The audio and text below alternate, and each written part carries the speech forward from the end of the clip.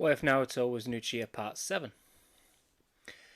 As Team 7 enter the tower in the middle of the Forest of Death, they read the instructions on the wall, and after a few minutes they understand that they now need to open both of the scrolls. Naruto and Sasuke will open one scroll each, and Kakashi pops out of the scroll as a summoning, congratulating the team for getting this far and telling them that it is very lucky that he picked those scrolls, as only those two together would summon Kakashi.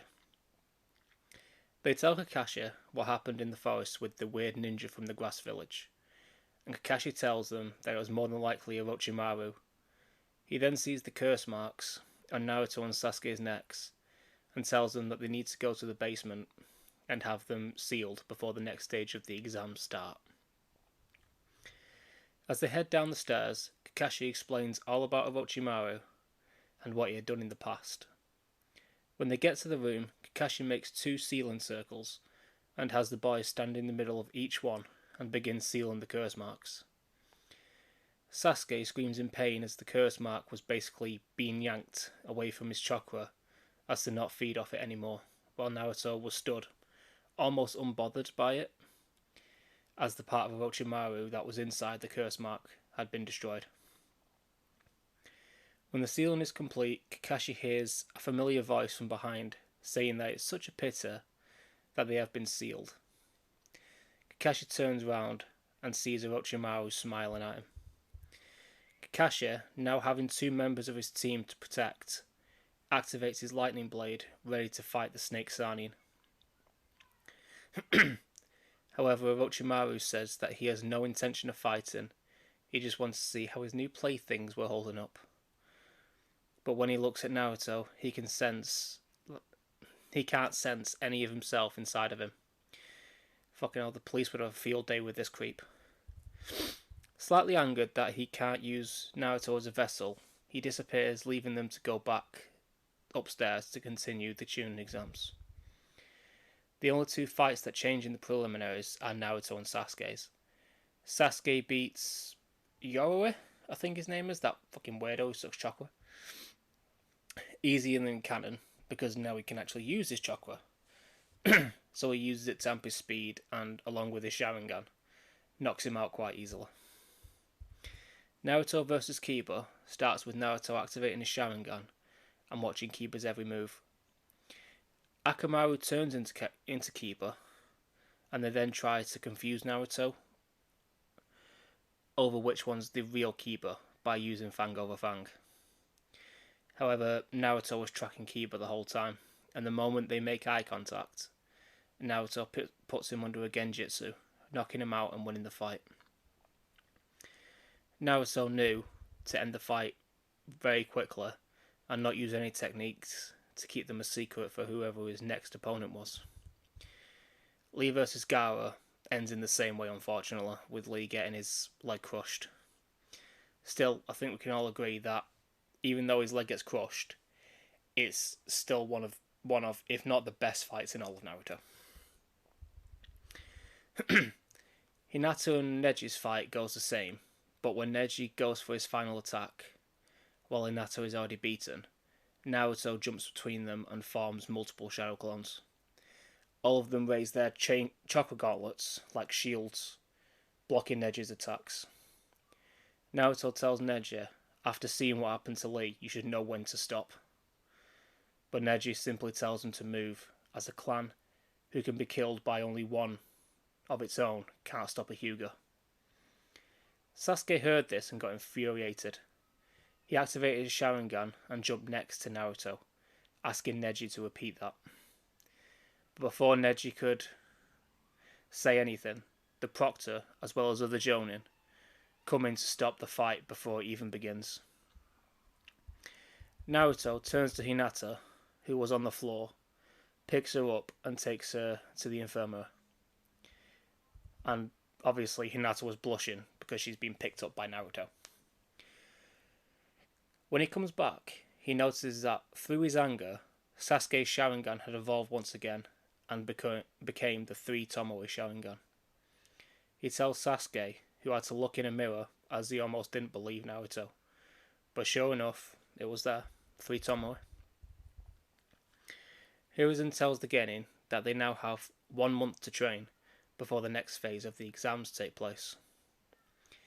They all find out who they'll be fighting, and Sasuke tells Naruto to beat the ever-loving shit out of Neji for disrespecting their clan, to which Naruto agrees, also wanting to prove a point about hard work versus natural talent. After the preliminaries, Kakashi takes Sasuke and Naruto to the top of a hill, where he will begin teaching them the Chidori. Naruto's chakra nature obviously isn't lightning, but as he has the Sharingan, he is one of the only people who would be able to use that technique fully without tunnel vision. He tells the both of them that they need to get faster in order to use the technique effectively, so they both visualise Lee's movements.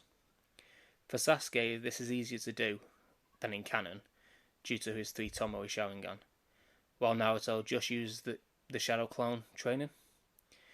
Naruto asks Sasuke why he isn't using the same, as it would make training faster, but Sasuke just says that the only reason it's so effective for you is your massive amount of chakra, but for Sasuke, it would have a very limited use, which would shorten his training sessions, as he would run out of chakra faster than Naruto would. After a week, both Naruto and Sasuke have gotten up to the required levels of speed, and have begun working on the Chidori. However, an older man comes up the hill and asks Kakashi if he could train Naruto, as he thinks he would benefit from it. Kakashi, seeing who this is, says yes straight away. Naruto starts getting rowdy, but Kakashi tells him that this man is one of the legendary Sannin and the one who helped train the 4th Hokage, Jiraiya. Not wanting to miss out on the training with Kakashi, Naruto leaves 2 Shadow Clones on the hill to train with them, while the real Naruto goes off to train with Jiraiya. And I'm sure some of you know who I got this idea off. If you do, well done. Training with Jiraiya begins, and they start by going over the basics of chakra control, to which Naruto can already walk on trees and water. Jiraiya then teaches Naruto the hand signs for the summoning jutsu, which takes about 5 seconds due to the Sharingan, and his motivation to destroy Neji. Jiraiya then pulls out the contract scroll and tells Naruto to sign it with his blood. After being signed, Naruto does the summoning jutsu and summons a mid-sized toad, as his chakra control is a lot better in this timeline to even get a toad without the Nine-Tails chakra. He does it a few more times just to get the hang of it, and asks Jiraiya if there was anything else that he could teach him. Jiraiya is pleasantly surprised by this, as he expected this jutsu to take most of the month to learn, but Naruto learned it in under a day. He decides to teach Naruto about the Nine-Tails inside of him, and that he may be able to control that power someday. Naruto enters his mindscape through meditation, and is outside the Nine-Tails cage. He tells the beast that he is inside his body, and he owes him rent, so he'll take his chakra as currency. The Nine-Tails laughs at this, and tells Naruto that he hates him, and the clan he comes from. Basically, he says fuck you and the Uchiha. But he knows that without access to even a fraction of his chakra, he may end up dead like the rest of his clan someday.